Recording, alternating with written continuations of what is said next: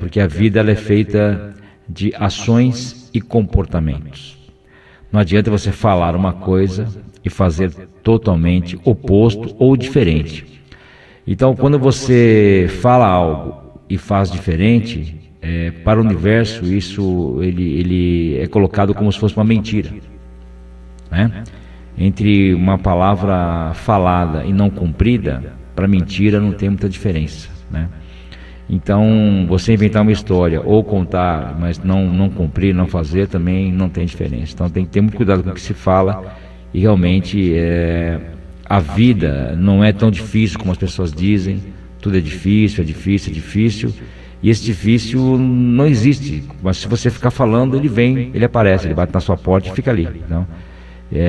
Então, quando você dá as costas a isso, você passa a falar diferente, começar a viver uma vida diferente, os resultados naturalmente chegam até você. É isso que nós vivemos, né?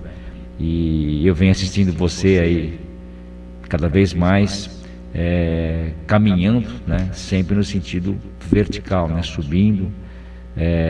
E isso me deixa também muito contente, porque quando você fala alguma coisa e a pessoa ela entende aquilo, ela passa a praticar, para mim isso não tem o que se pague, né? Porque a pessoa ela aderiu a uma ideia sua e ela começa a usar essa ideia e ela vê que realmente a ideia ela se amplia e te mostra aí vários horizontes, vários caminhos, cada um dentro da sua verdade, do seu caminho.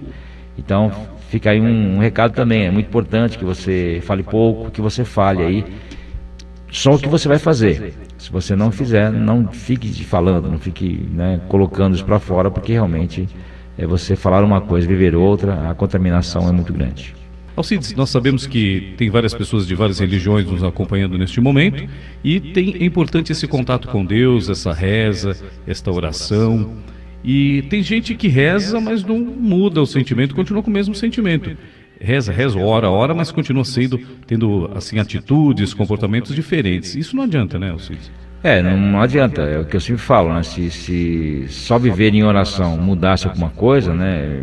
Muitas coisas estariam aí diferentes, mas se você não rezar com uma convicção, com um intuito, com um foco naquilo, e na verdade só a oração, ela não consegue fazer todo o movimento. Isso é uma coisa que vai tomar todo o seu tempo, assim chamado.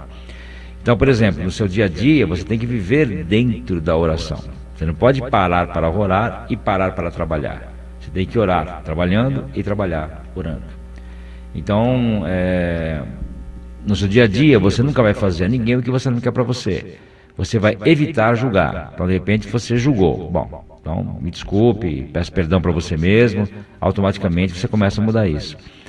Então, assim, são cuidados, né, que você tem que tomar cuidado para não ficar falando mal de ninguém, não colocar as coisas assim de uma forma não favorável para você e para outras pessoas, porque quem fala mal de alguém está tanto atrapalhando a vida dele como a vida de quem ele está falando, e se alguém estiver ouvindo, está junto, né? Ouviu, está contaminado. Então, se alguém vier reclamar perto de você de alguém, fala: desculpa, eu não quero participar disso, eu não quero ouvir.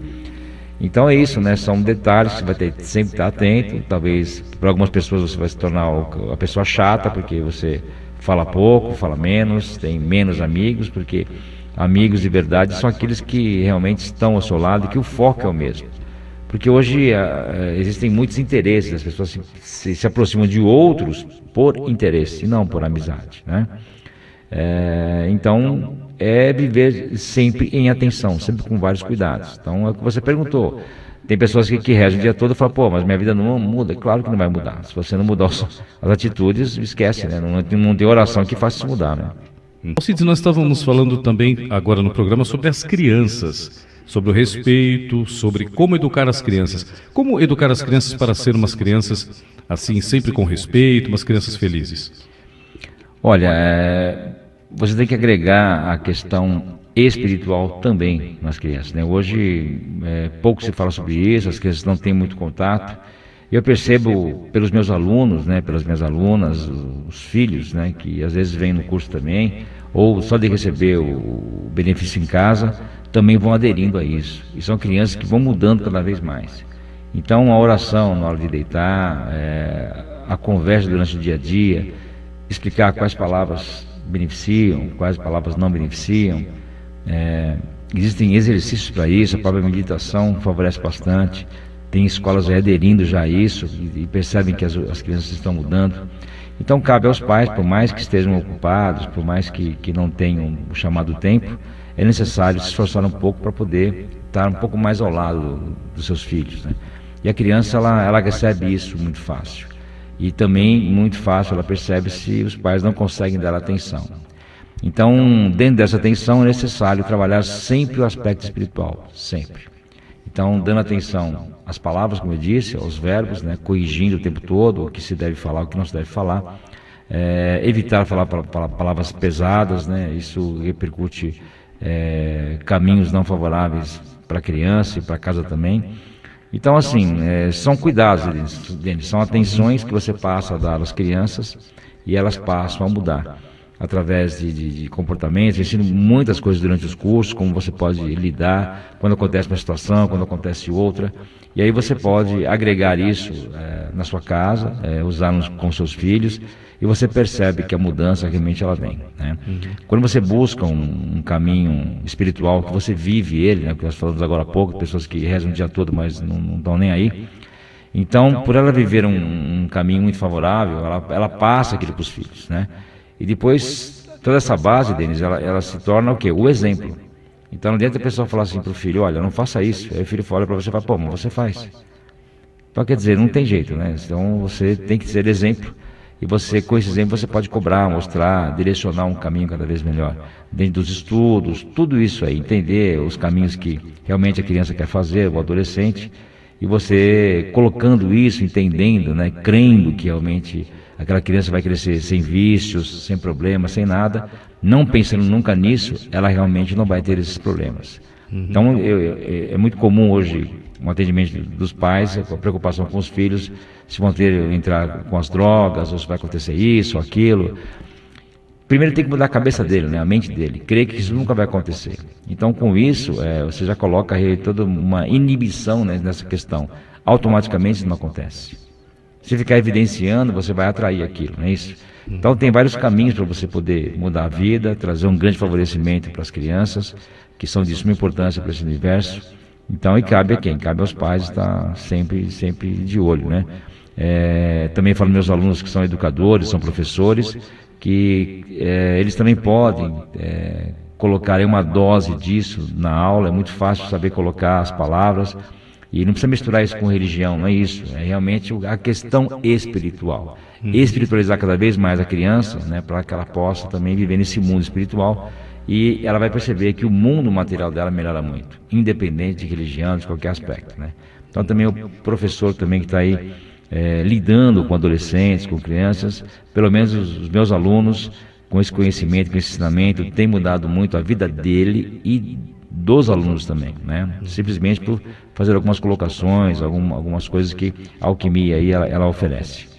Muito bem, o Cides teve uma ouvinte que perguntou a cor do quarto para as crianças. Tem alguma cor que seja pintada para quarto de crianças? Eu sempre digo que a cor laranja, né, uma parede laranja mesmo, forte, ela traz muito conhecimento, muita sabedoria e muita paciência para a criança. Então, um humano que ele tem paciência, automaticamente lá na frente, ele vai começar a se espiritualizar. Não tem como, né? Porque o laranja, ele também faz isso, ele trabalha a parte espiritual pela paciência. E muitas pessoas buscam o espiritual, mas não têm a paciência. Então, não vão conseguir nunca atingir o campo espiritual, porque não tem paciência, não adianta. E se você trabalhar com isso desde um bebê até uma criança, um adolescente, você realmente vai ter grandes resultados. Uma simples parede no quarto pintada de laranja, o restante pode ser qualquer cor, mas uma pelo menos tem que ser toda laranja. E aí isso vai trazer um grande favorecimento para a criança. Aí. E tem uma pergunta de ouvinte sobre espelho. Espelho é bom ter em casa, vários espelhos? Sim, o espelho ele reflete luz, né? O espelho é luz. Então, quanto mais espelho, mais a sua casa amplia, mais ele se multiplica, né? Se multiplica seu dinheiro, multiplica sua saúde, multiplica tudo.